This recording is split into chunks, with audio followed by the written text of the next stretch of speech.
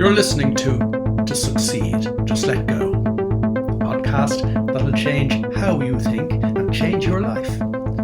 I'm Willie Horton and I'm a psychologist, been helping people change their lives since 1996.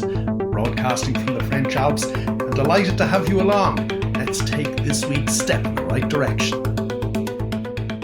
I recollect many years ago at this stage, one of my early clients talking about how he would use a big, bold, imaginary baseball bat to whack useless thoughts, quote unquote, out of the park.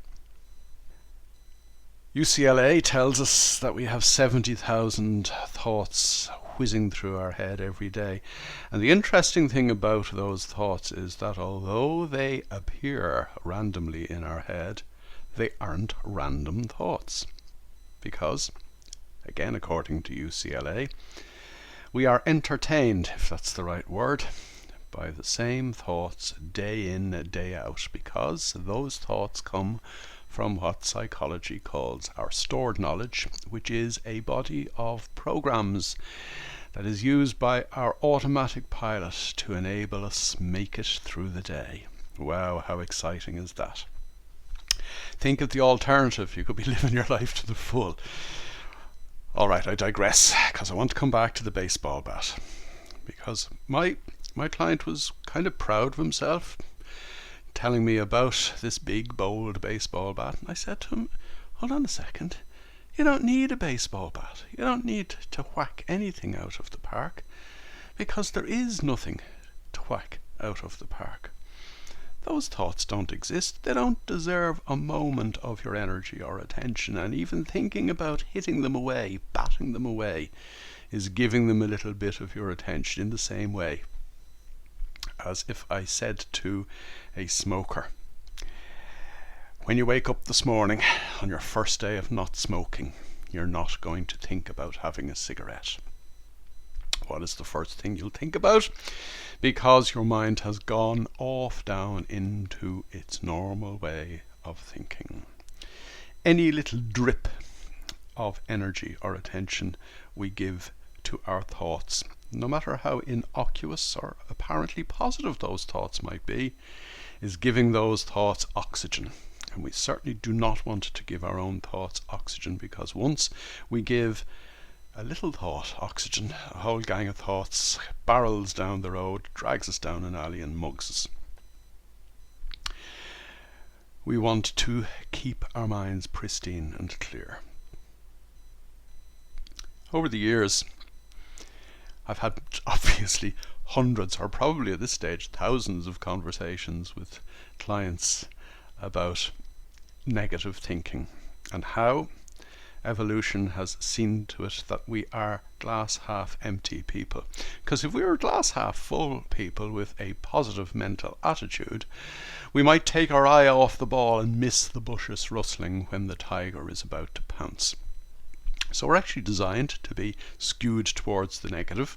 There's quite a lot of research that shows that we will always pick negative over positive programs when we feed those programs into our automatic pilot on a daily basis to enable us make it through the current task in hand, or struggle through the next thing that we have to do so that we can make it safely to bed tonight without having done ourselves any harm.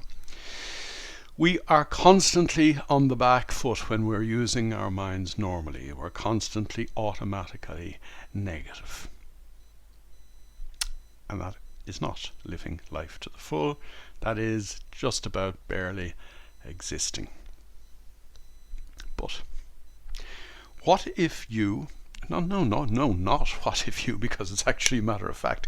Seeing as how you are giving your attention automatically to negative thoughts, would it not make sense for you to supplant those negative thoughts with positive ones? After all, you'll all have heard of the book called The Power of Positive Thinking, and an awful lot has been written about positive thinking, and I have myself a minute ago mentioned positive mental attitude.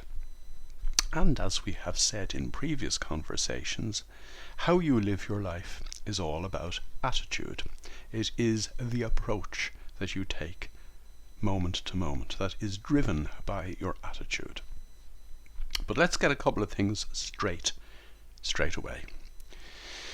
Number one, the only attitude worth having is an attitude of presence of mind, turning up to the here and now, being fully engaged in the moment, so that you can do just what you need to do in the moment in an entirely mentally agile way, as the moments shift from one into another, as the opportunities of the moment present themselves and pass, or as we create opportunities ourselves as a result of fully turning up to the moment. Positive thinking is, like negative thinking, thinking. And for starters, if I'm having some negative thoughts at the moment and try to supplant them with positive thoughts, sure, all I'll do is end up having an argument with myself. There'll be a competition between the positive me and the negative me, neither of which is real because they're all born out of thought. And as you know already, by virtue of the 70,000 thoughts that we mentioned earlier on, there's already an argument going on in the normal mind's head from one moment to the next. Oh, I want to do this. Oh, no, you can't. I'd love to achieve that. Oh, no, you don't deserve it. I'd love to say what I need to say just in this moment. Oh, no, you're too shy. There's all this nonsense going on all the time. Why add to it? Why stir it? Why give it any of your attention at all? Because in the same way as the baseball bat was not required to hit something out of the park that wasn't there, there's no merit in conjuring up a positive thought to counter something that actually isn't there. I've used the analogy before, but a lot of my clients love it, so I'm going to repeat it again. And if I'm boring you, I do not apologize, because very often, the way our minds work normally, we often have to hear things a number of times before the penny drops.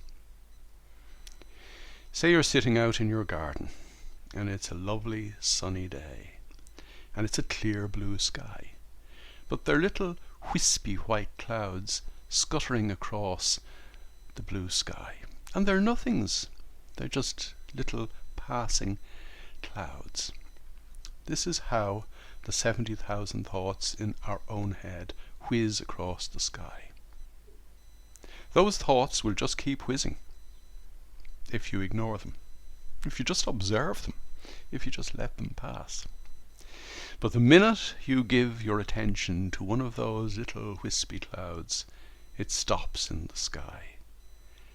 And fed by the oxygen that your attention is providing it with, it grows and grows and gets heavier and darker and rains on your parade. A thought on its own is a nothing. Why would you try to counter a nothing with something that requires even more of your attention, which in the process gives your attention to the nothing that you are trying to avoid giving your attention to in the first place?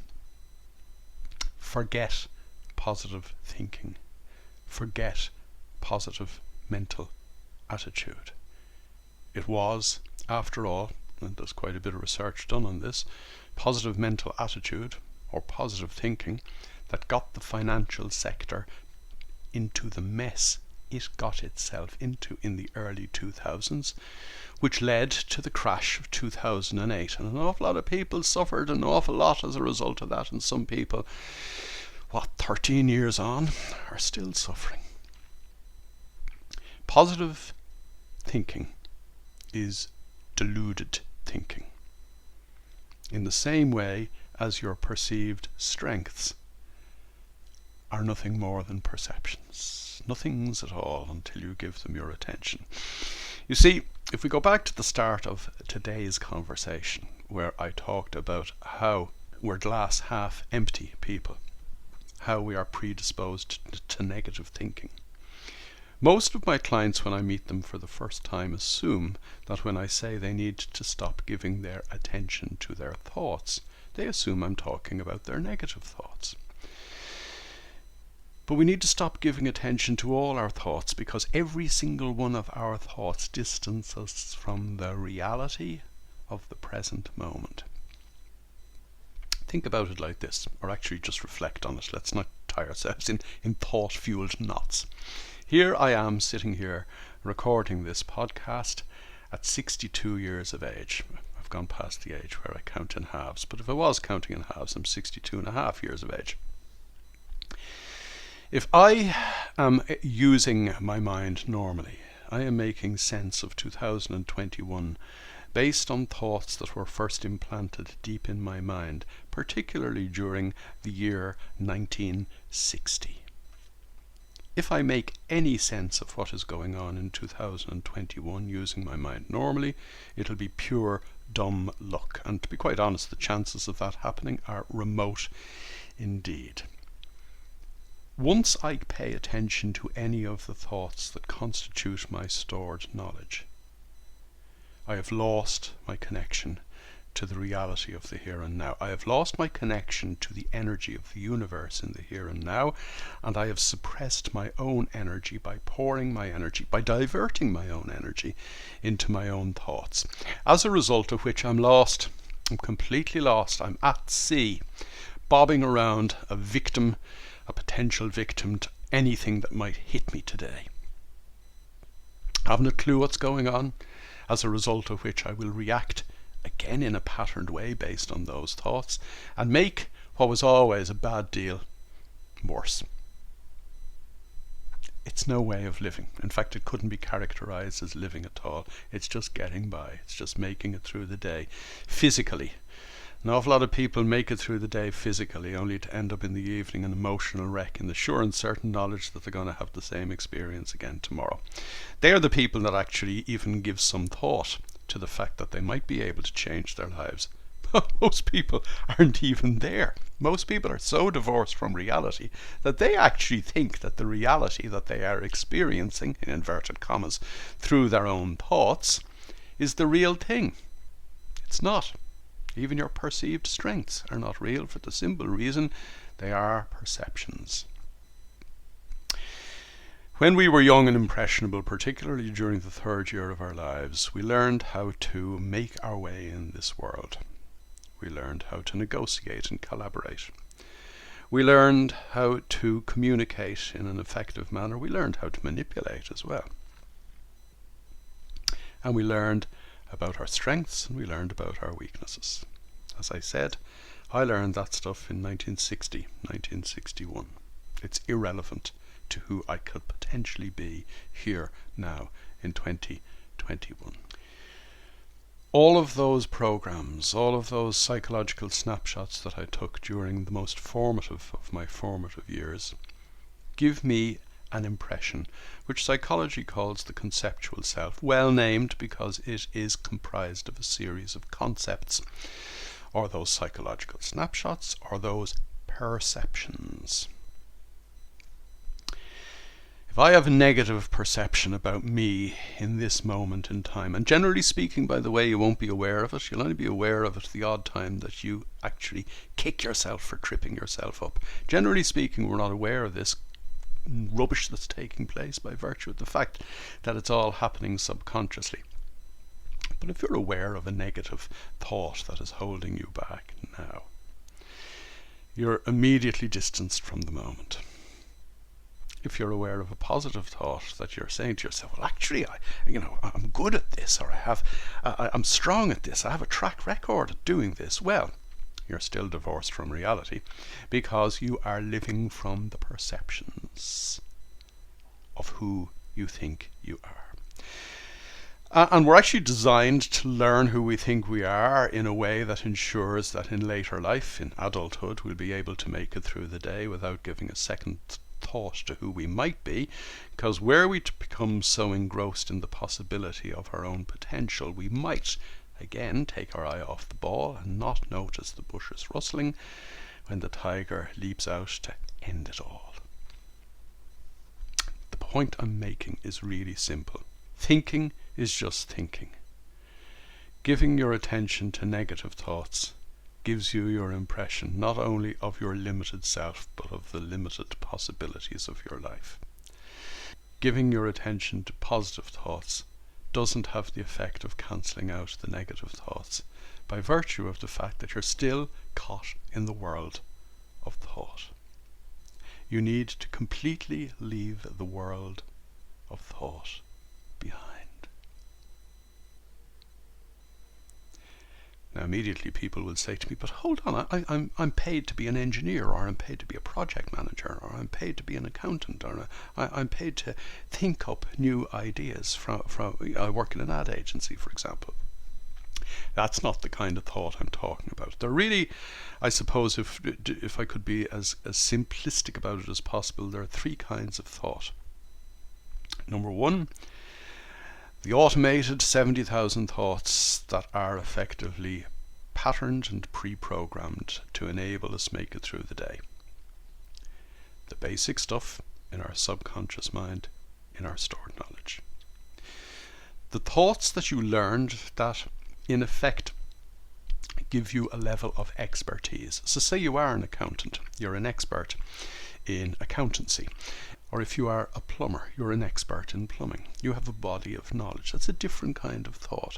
It is a kind of expertise that you apply in the course of your day. Here's an interesting aside. And it's not an aside, it's a very important aside. If you are an electrical engineer, you are an expert in electricity. But that doesn't mean you will apply that knowledge in the proper manner if you're buried up your backside in thought. One of my clients over the years has been one of the key electrical generating companies in Europe. And what was discovered over the years was that people, highly qualified electrical engineers, were killing themselves by putting their hand on the wrong wire or cutting the wrong wire because, yes, they had all their technical expertise available to them, but they were paying attention to the repetitive thoughts in their own head, weren't paying attention, weren't present in the moment, and despite all their expertise killed themselves as a result of not being mindful, or if I can put it more bluntly, of being mindless. It was only when this organization began to realize that it isn't a set of safety procedures that save experts' lives, it is presence and focus in the moment that saves experts' lives. Presence and focus in the moment will save your life. You will save yourself from your perceived self, from your conceptual self. We need to leave the world of thought behind. We don't need to whack it away. We don't need to have an argument with ourselves about supplanting a negative thought with a positive one. We simply need to be present. As I said a moment ago, presence will save your life. Left on automatic pilot, we are never present, and our life passes us by. How sad. I recollect one client saying to me many years ago that he had travelled up to the north of Ireland as his great uncle was dying, and he sat with this man who was lying in bed at 87 years of age, and his last words to my client were, "What the hell was that all about?" 87 years of existing, and not a single moment of his adulthood spent living. Our lives are passing us by when we are not in the here and now. Lost in the world of thought, we are truly lost, and all we're doing is surviving. But presence will save your life. It will enable you to discover your life. It will enable you to discover the joy of living in the here and now. Okay, somebody said to me recently, joy is a word I only expect to see on Christmas cards. But a life without joy isn't a life being lived at all. What is the point of getting up in the morning if you're not going to enjoy yourself today? Think about what I just said. Enjoy yourself. Give yourself joy. You give yourself joy by experiencing the wonder of the here and now, the wonder of life truly lived, free of thought, the wonder of knowing what is actually going on and what you need to do to move forward, rather than the mindless alternative of thinking that you know what's going on, of thinking that you know who you are, and of thinking about who you think you are and what that thinks about what you think is going on. Madness, utter madness. And I haven't even got it right there. If I were to repeat that sentence, and I won't bother at this stage, there's a couple of other steps of thought involved in there as well, in the whole process of what psychology calls cognitive appraisal. Wake up, turn up, tune in, come into your own life and enjoy yourself in the here and now.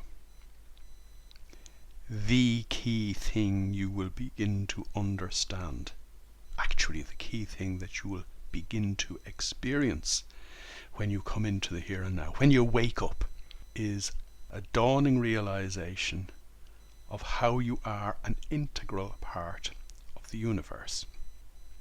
This is not some hocus pocus faith-based thing that I'm talking about here. This is hard science. This is modern quantum physics. You and I are an integral part of the universe. The universe would not exist without you. You need to play your part. You need to turn up. You need to realize your own inner potential.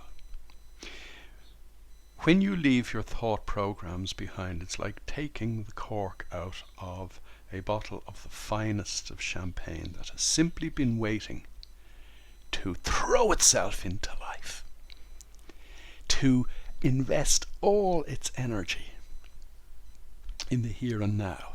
What a difference it makes when we stop throwing away our energy into the shadowlands of thought and start investing all of our energy in the here and now, where the universe is pulsing in and out of existence, where you and I are pulsing in and out of existence, where you and I are constantly creating and recreating our own reality, whether we know it or not. Now that's an important point, whether we know it or not.